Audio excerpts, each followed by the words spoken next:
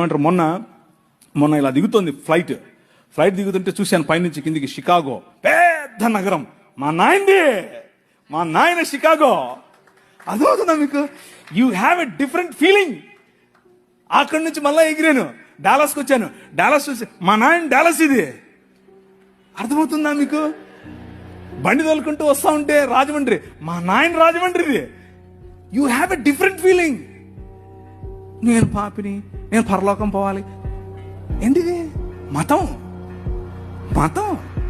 మతంలో పడి ఉంటే అలాగే ఉంటావు. కానీ నీ రాజు ప్రతినిధి నువ్వు నడుస్తా ఉంటే నీకు ఎలా ఉండాలి తెలుసా? ఇది మా నాయనది, ఈ కాలేజ్ మా నాయనది, ఈ ఊరు మా నాయనది, ఈ దేశం మా నాయనది. ఆ ఫీలింగే వేరు. సుప్రీంకోర్టు మెట్లెక్కితే, నేను సుప్రీంకోర్టులో ఒక బిల్ వేసాను, ఒక రిట్ పిటిషన్ వేసాను. అంటే భారతదేశం మొత్తంలో కూడా కన్వర్షన్